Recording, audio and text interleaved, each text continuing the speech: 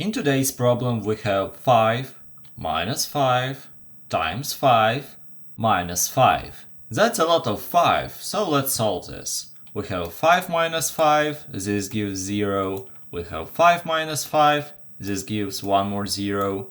We have multiplication, so in the end we get 0. And this answer is not correct according to the PEMDAS rule, or order of the operations, which says that we need to do parentheses first, then exponents, then multiplications or divisions, and then additions and subtractions.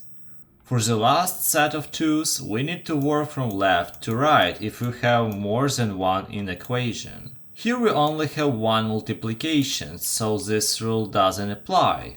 We just need to do it first. And only then we can work on addition and subtraction. In this case, we only have subtractions. So now let's actually solve it. We have 5 times 5. That's pretty simple, that's 25. And we are left with 5 minus 25 and minus 5. And now we have subtraction and subtraction. We have the same type of operations, so we need to work from left to right. So we do this first. We have 5 minus 25, so we get minus 20. And we are left with one more minus 5. So in the end, if we calculate this, we get minus 25.